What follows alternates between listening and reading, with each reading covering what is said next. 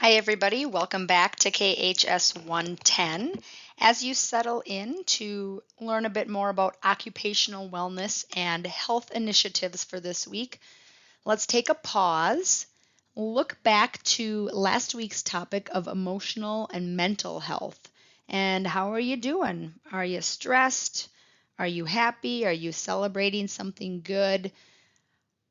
What areas of your life did you find some stress in last week, and were you able to cope with that stress and use some strategies to keep your emotional wellness feeling pretty good? Hopefully you had some interventions or some opportunities to be mindful and reflect on your own emotional and mental state of being. As we continue around our wellness wheel, we will now glance at occupational or vocational wellness. And this is something that certainly can fluctuate based on the type of job that you're in, but it can also fluctuate based on how your emotional and mental wellness is feeling at the same time, too. I hope you are noticing a theme with the interconnectedness of these dimensions of wellness. For our sake today, we're going to use this definition for occupational wellness: the ability to optimize the balance between work and personal life, reducing and preventing stress, and striving for satisfaction and meaning in life through work. So, where do you think Mr. Incredible is more happy, fulfilled, and healthier? Do you think he is happy at his mundane day job? Or do you think he is living his best life with a secret mission adventure job? I would say it's the one on the right. Hopefully, you're seeing a pattern with people being able to be their best selves by really focusing on the things that they enjoy and the things that make them feel good physically and emotionally. And for a lot of people, that includes their job. You might be a first year college student, or you might be back to college after a hiatus, or you're an adult learner. I am guessing that one of the reasons, at least, that you are in this program is because you want to either find a job for the first time, or transition jobs, or make a career change, or find something that is more up your alley and brings more passion to your life. Well, occupational wellness, being satisfied with your work, is huge. 65% of adults find work to be a significant source of stress. Ay, ay, ay. 67% of adults found money to be a significant source of stress. And as most of us know, you don't get money without working, so working can really feel like a job to be able to support your lifestyle. So working and finances go hand in hand, but if you're not enjoying your job, your emotional, mental, social wellness are all going to suffer as well. For a typical woman, stress level at work, 5.3 out of 10, and for men, 4.9 out of 10. And younger generations reported more stress at work. And there could be a variety of reasons for that. But we spend a lot of time at our occupation or at our job. And if it's stressful for 2/3 of us, that might be something we want to reconsider. So think about your own job if you have one right now. Do these numbers feel accurate to you? Do you see yourself in this picture? There are actual physical consequences of unsafe or unenjoyable workplaces or occupations. One of those examples is occupational asthma or work exacerbated asthma. If somebody is working in a facility or a position where they're exposed to chemicals or hot temperatures or cold temperatures or the emotional stress or physical exertion of a job, those things can really take a toll on your body. Almost 3 million workers may have workplace asthma. That is something I had never thought of. I've never had long-term jobs in places other than an office setting or a school setting, but that's a big number to see, that people could be suffering from their job and their job could be causing physical concerns for them. Burnout or emotional stress is certainly another cause of not enjoying your workplace or feeling kind of adrift with your occupational wellness. Burnout is characterized by emotional exhaustion, cynicism, plummeting sense of accomplishment.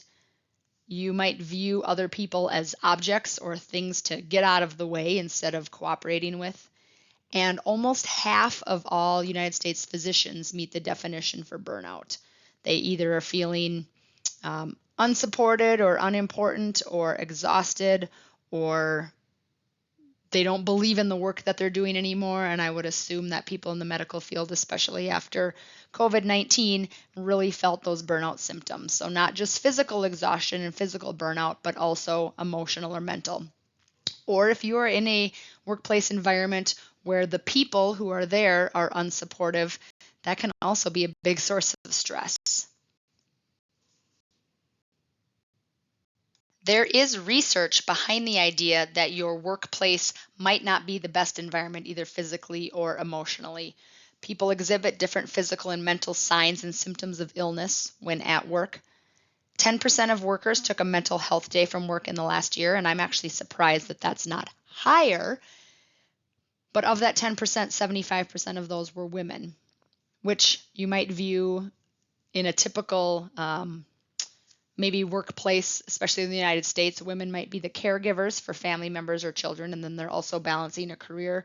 So they have a dual role, not all the time, of course, but more of that work falls to women sometimes categorically, and they just can't handle one more day at work, so they need a mental health day. And we as a society need to recognize that and shouldn't be telling people, suck it up, keep going. This is what you're getting paid for.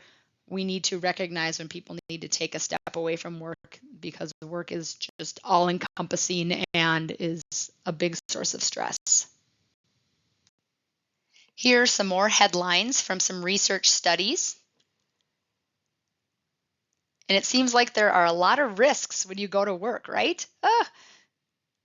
So how can we find a job that makes us feel happy, feel fulfilled, feel satisfied, and we can have a good work-life balance without having to worry about all these impacts? What do we do? How do we work on our occupational wellness? Well, I'm glad you asked. How do we improve our occupational wellness?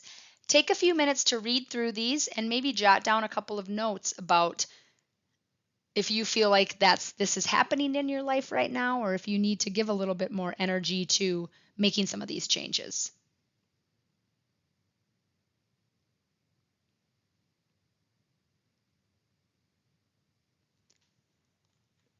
One example that I know I've struggled with in the past is optimizing my work style to my personality type.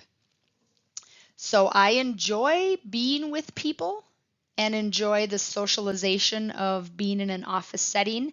However, that is also very emotionally tiring for me. So I'm an introvert at heart. I get recharged by working at my own pace, working alone. So when I recognize that long days in the office, I was not getting as much accomplished as I would if I were working from home all by myself, kind of using my own energy at the right times. It truly was a waste of time. I'd be in the office for 8 hours, but I wouldn't get everything accomplished, or I was just watching the clock and being ready to go home. And it took me a while to realize, gosh, I am much more focused. I'm much more energized and excited about my work when I can be at home and work uninterrupted for chunks of time, take a break when I want to, and work when my energy or my personality felt like it. So if that meant early in the morning one day, or splitting up my day, or whatever the case might be, learning how to optimize my work style for my energy and my personality, that went a long way in helping me find some work-life balance and find enjoyment in my work. So what else are things that might help you find some work-life balance?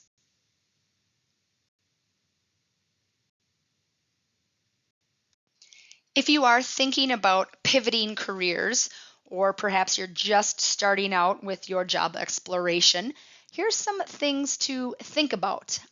I like to do some free writing when I either feel like I'm stuck and my brain's all gluey, or I'm feeling like I've got a lot of ideas and I want to get them down. Get out a piece of paper and a pen, or open up a Word document on your computer and write about these following things. What is the perfect job for you? Imagine yourself at the perfect job. Don't worry about money. Imagine that you're going to be financially secure and stable. So, what would that perfect job look like? What important work would you do if money was not an issue? What values do you bring to work? What does your most balanced and productive workday routine look like? How would you choose to improve your mental and physical health at work? And how would you make time in your day for family and friends? So take a few minutes, even if it's just a bullet point list, or perhaps it's a drawing instead of words. But what would the perfect job look like for you? And how would you balance that job with the rest of your social, personal commitments?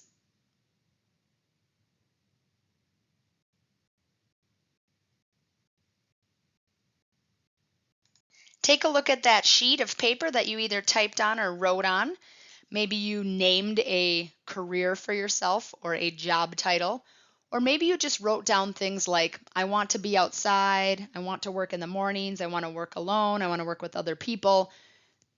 That's a-okay. Those are the foundations and the framework for getting you to think about what type of career is going to be awesome for you. And people can excel in many different careers in many different opportunities. Maybe the field of kinesiology, exercise science, or sport management is exactly what you want and you're gung-ho with that.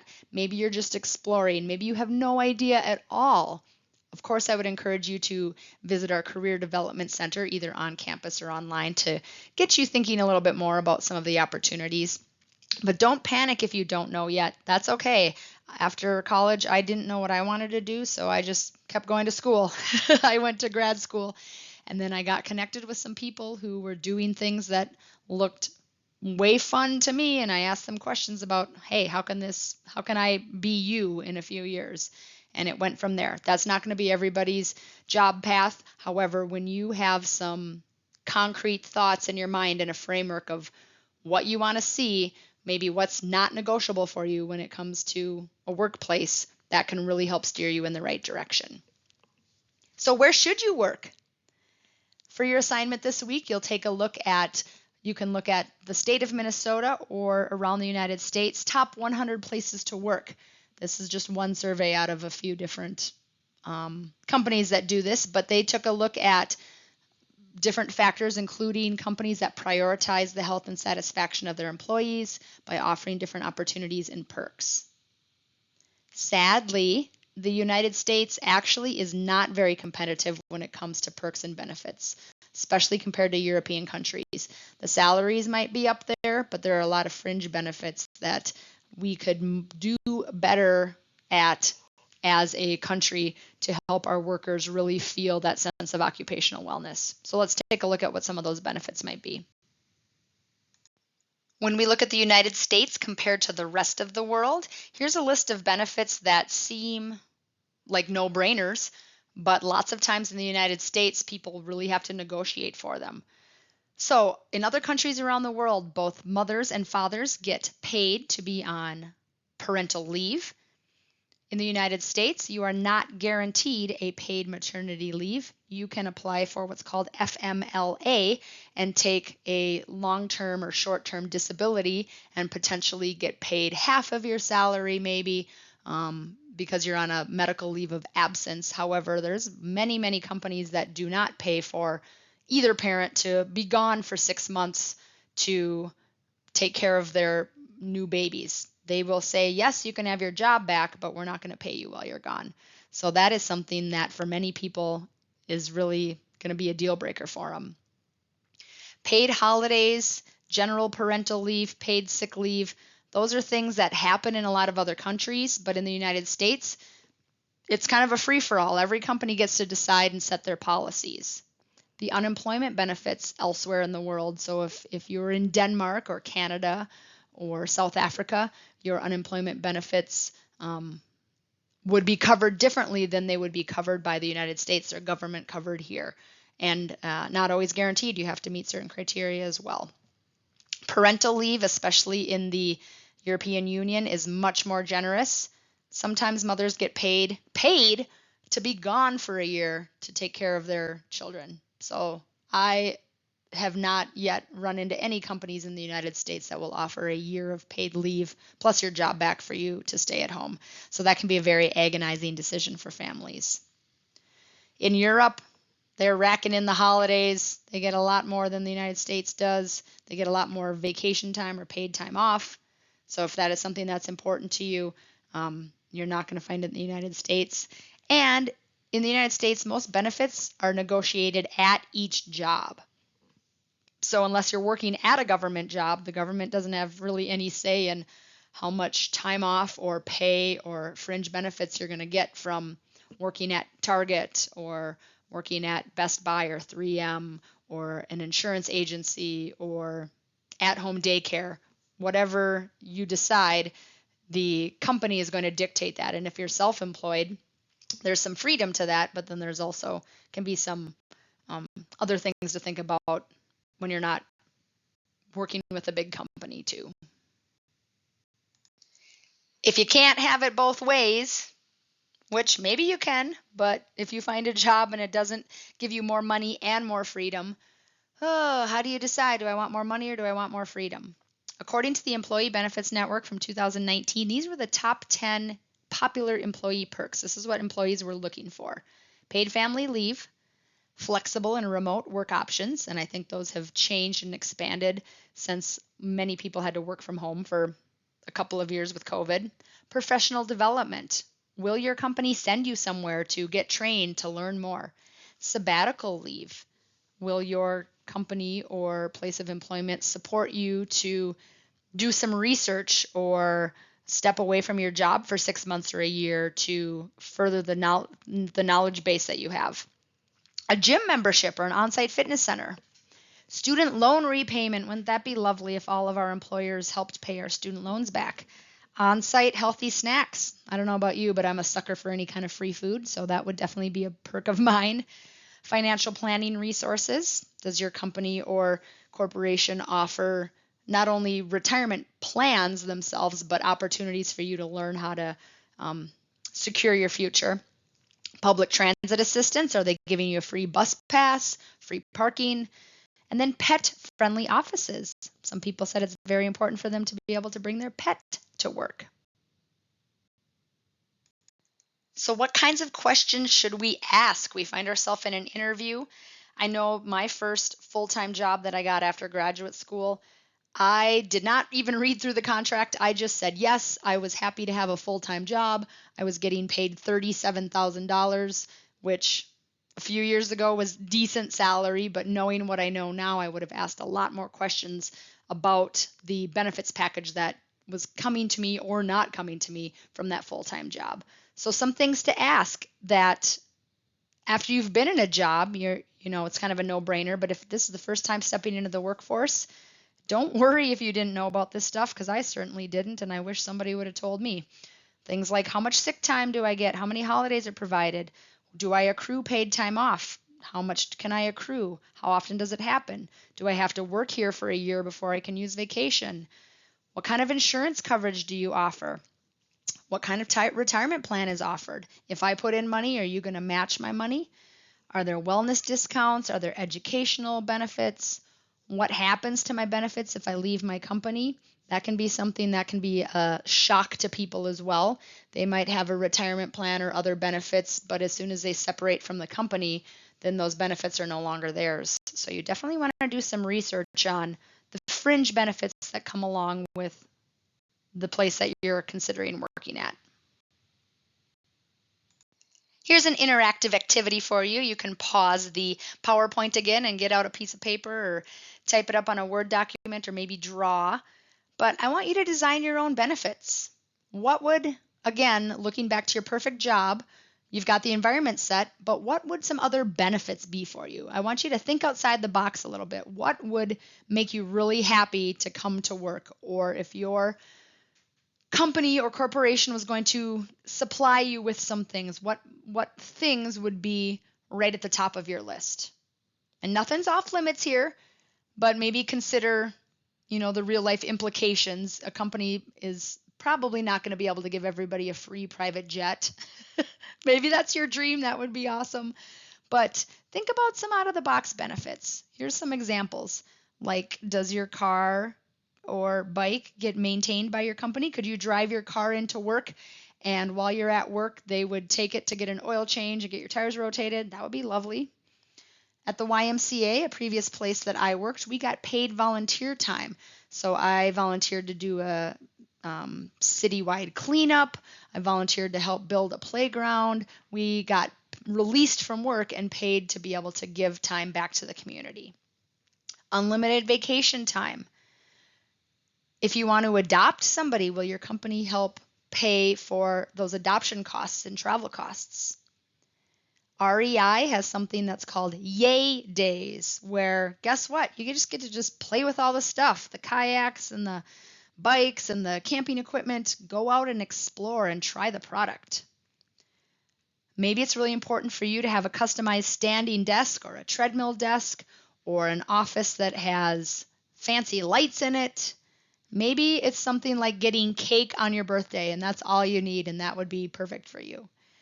So jot down a few things that would be kind of outside of the box benefits, or on the other side, traditional benefits, but that are very important for you to make sure that you have recognized. Write down a few sentences, or you can draw some pictures.